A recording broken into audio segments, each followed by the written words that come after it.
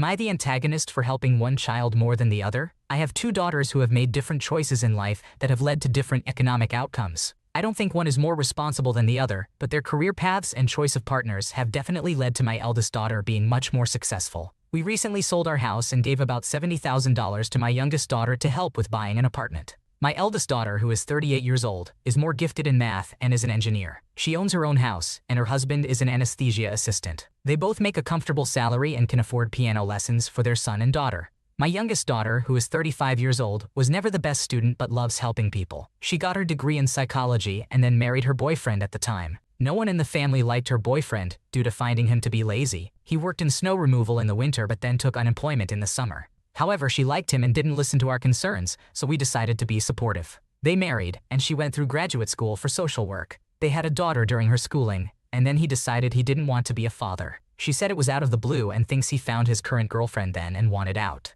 They divorced a year later, and now my youngest daughter and her daughter have been living in rentals. He does pay child support, but only about $300 a month due to his low income, which doesn't even come close to covering daycare. She doesn't make a lot in social work despite having a master's degree. I moved over there temporarily to be with her and babysit during the divorce. We also partially paid for her rent at that time. We sold our home to downsize to an apartment. We really wanted our youngest daughter to be able to afford a permanent place to live and gave her $70,000 out of the proceeds of the sale for her to buy an apartment. This was when interest rates were still low, so she bought a one-bedroom for her and her daughter and locked in a good rate. My eldest daughter found out about it and was angry because she feels like we always give her sister money. I told her that her sister is struggling and she already has a house. She said it was her own choice to marry a loser. Everyone told her was a bad idea. She accused us of always financially helping her sister, and I told her if she needed help, we would help her. She said we wouldn't because she knows her sister always is the one that needs hand-holding. She also told me that between helping her with rent, paying for graduate school, and this, she shouldn't have to raise a hand to help us if we need it because her sister got all our help. I think she needs to realize we will give help to the one who needs it, not just split it down the middle when she is already doing well.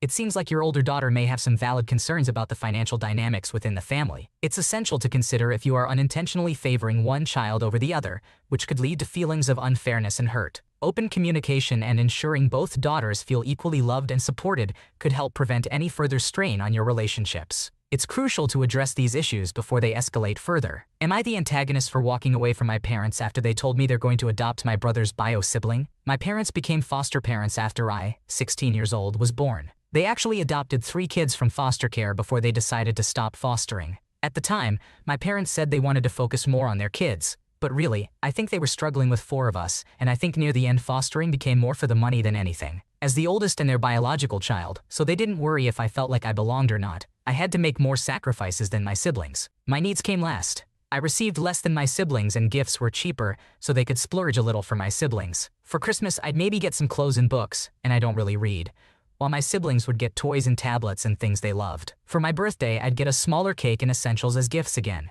When I was 12, my grandparents bought me a laptop for my birthday, and my parents pressured me into giving it up so it could be used as a family computer instead of a personal one just for me. I said no the first time, but my parents weren't going to accept it. I don't get to go out with my friends often because my parents don't want to use gas driving me, and they don't want to give me money to eat or go to a movie or whatever. They also send me to birthdays without a gift for my friends, so I have asked my grandparents for money sometimes to buy a gift for my friends. My parents never send my siblings without gifts for their friends. My parents wanted me to get a job, but they wanted me to do that so I could put the money into the household. Since I get the short end of the stick, I don't want to add money to make everyone else's lives easier but not mine, and I don't believe it would make my life easier. In October, my grade will have the chance to go on the school's international trip. We were told about it in February, so we can save and get numbers. I pleaded with my parents to find a way to send me. I got my grandparents to help me talk them through it, and they agreed, so they started saving. Then a week ago, my parents announced that my younger brother's birth mom is pregnant again, and she approached them to do a private adoption so her kids could be raised together. My parents agreed, so they sat us down and told us and mentioned that they had already spent the money saved for the trip. They said things will change for a couple of years, but we'll have a new member of the family. I was so angry and hurt, and I just walked out. I walked away from my parents and ignored when they called me back. They were so angry about it, and when my grandparents found out, they offered to pay for the trip for me, but my parents said they would stop them from paying directly. If they give the money to me or them, they will make sure it goes towards more important things. They called me childish and petty for walking away like I did. Am I the asshole? Am I the antagonist?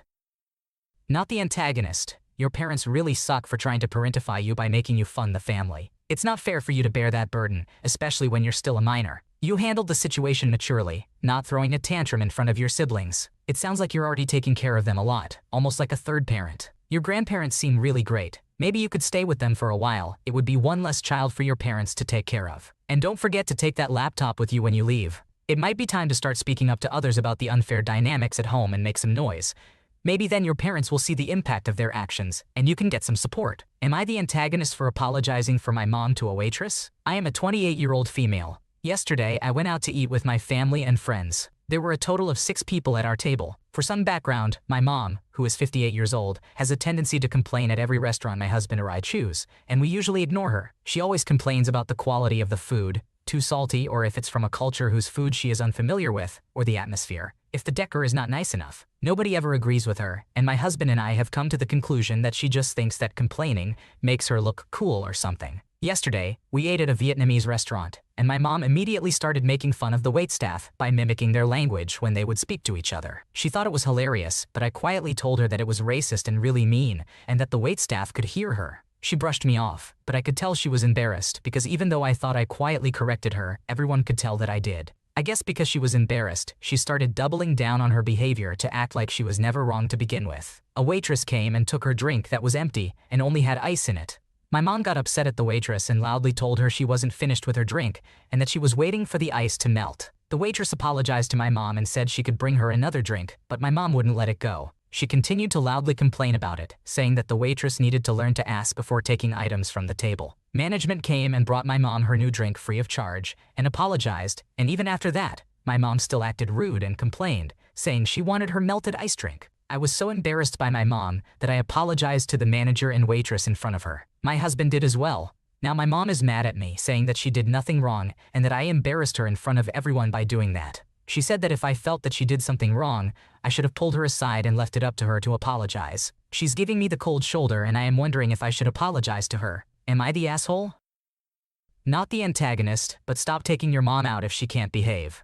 Tell her as much. Order in or grab a takeout next time. You didn't embarrass your mom, she embarrassed herself. I would never go out to eat with her again if this is how she behaves. Literally what happened to me. My mother started sucking the joy out of eating in restaurants in exactly the same way. I'd sit there getting more and more tense and hating every minute. After apologizing about her to the staff a few times and paying massive tips, I just decided never to eat out with her ever again. In the end, her behavior spread to being rude about me and about my wife, and one day I just stopped visiting her or speaking to her at all. Am I the antagonist for telling my sibling that I don't care about the baby she lost? I, 20 years old male, and my sister, 23 years old, have been very close since she lost her baby. She lost the baby at the end of 2022 when she was about 5 months pregnant. Obviously, our whole family was shocked and very supportive initially. However, I really tried to help her through this and get her back on her feet. I came to her apartment to clean and cook her food. It also doesn't help that her baby's father left shortly after. My sister was unable to work because of her depression, so my family would chip in and pay her bills. She remained like this for about 7 months when my parents told her that they could no longer support her when all she does is lay in bed and smoke a lot, like 24/7. But they don't know that, and that she at least needs to look for a job.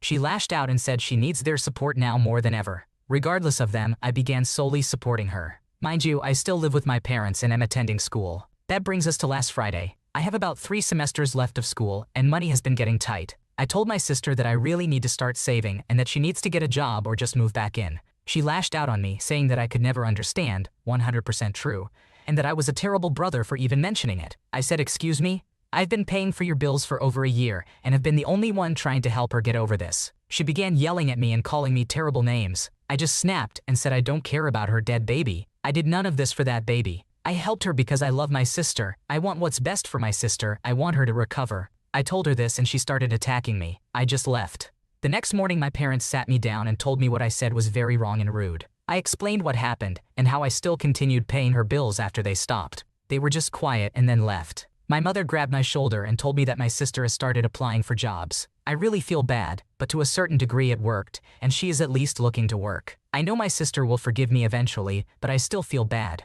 Am I the asshole? Wow, sounds like a tough situation with your sister. It's great that you've been supporting her through therapy, especially after your parents stopped helping her financially. Hopefully, your dinner talk will help you both navigate what happened. Keep us posted if there's any update. Am I the antagonist for kicking out my mother-in-law for faking a degree? I am a 24-year-old female who has been working very hard to graduate with honors for my doctorate in counseling. I am the first in my family to earn a degree, and I haven't taken a break from school since kindergarten. This past weekend, my husband and I celebrated my accomplishment at our home. The university only allowed 4 people to come to the ceremony, so it was my 2 mothers, my sister, and my husband in attendance. At home, my husband's mother, father, sister, and a couple of friends were waiting for us to have dinner and eat cake. When we arrived, my mother-in-law said she had a gift for me. Taken aback since I didn't expect anything, I was surprised when she pulled out a doctorate in physics, arguably one of the hardest degrees to get, with her name on it. My husband's family had never attended college or university either. Both of us were first-generation students. At first, I laughed, thinking this was a funny joke my mother-in-law planned to beat the surprise of when I graduated with my master's. My then-boyfriend proposed to me. However, I got upset when she said that I had to place it on my wall of degrees. I got defensive and said, "Well, you didn't actually earn that degree. It's a fake one." She called me insensitive and said it wasn't nice to rub it in my face that she could not attend college. A side note, she could have attended college but chose not to since my father-in-law provided everything for her. She continued the joke by saying that she was going to apply to NASA with her fake degree just to see what they would say.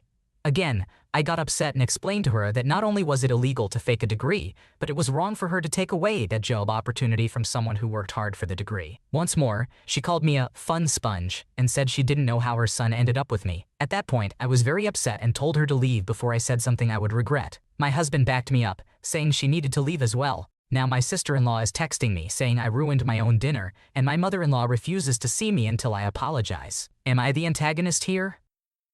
That's like the graduation equivalent of someone proposing at your wedding. Super weird. No need to apologize to her for trying to steal the spotlight at your party. Definitely not the antagonist. Some people just crave attention all the time. Mother-in-law sounds like one of those. It's good you won't have to see her and hopefully won't apologize for her odd sense of humor. She's a big gaping ah for sure. Am I the antagonist for not wanting to attend my sibling's wedding and for calling my sister-in-law's rules stupid? I am a 27-year-old female dentist, and my brother, who is 32 years old, and his soon-to-be wife, who is also 27 years old, are getting married in less than 2 months. Let's refer to my sister-in-law as Abby. Abby and I have never had a close relationship. While we don't hate each other, we are not particularly close either. We simply coexist in each other's presence. I have noticed that on the invitation to their wedding, Abby has requested the dress code to be all women in the wedding wearing off-the-shoulder dresses, suits, or anything that is off the shoulder. The color or the sequence doesn't matter as long as it is off the shoulder. As I mentioned earlier, being a dentist, I, like many others in my profession, may not have the best back and shoulder posture. I tend to choose outfits that do not emphasize that part of my body. The clothing required by this dress code is more suitable for someone with good posture, as the focus is on the shoulders. Unfortunately, I lack that good posture, and when I tried on an off-the-shoulder dress, it looked absolutely horrendous on me. I inquired whether it is necessary for me to adhere to the dress code, but my brother informed me that Abby has emphasized this dress code. Abby mentioned that if she made an exception for me, she would have to make exceptions for everyone else. I was surprised at the level of importance placed on a specific type of clothing without any explanation given. I went shopping with a friend hoping to find a dress that I felt comfortable in. However, no matter how many different outfits I tried on, I felt terrible in all of them. I then discussed with my mother that since they are so attached to this dress code, I believe the best option for me is not to attend the wedding. This way, I wouldn't disrupt their plans, and I wouldn't have to worry about looking awful at the event. However, my mom got upset with me and accused me of being dramatic for not wanting to be there just because of a dress. I explained that I do want to attend, but I also want to feel good and look pretty. They are insisting on this rule without providing a valid reason. Despite this, I decided to respect their wishes and not attend to avoid ruining their vision of their wedding day. My mother believes that my absence will also cause issues with the guests questioning why the sister is not present when I am perfectly healthy. I pointed out that guests may also wonder why I look like Quasimodo from The Hunchback of Notre Dame, not as extreme, but you get the idea. My mother is still upset with me, and I have not yet informed my brother and sister-in-law. Not the antagonist. Your brother and his fiancée are completely unreasonable about the dress code. Wedding guests are not decorations. It's ridiculous to expect everyone to conform to a specific style of dress without explanation. Your mom's more concerned about appearances than your well-being. Just stand up straight and ignore Abby's crazy rules. Thanks for watching. When you subscribe, make sure to hit the bell to turn on notifications so you never miss a video. To finish listening to all the stories, check out the playlist in the description.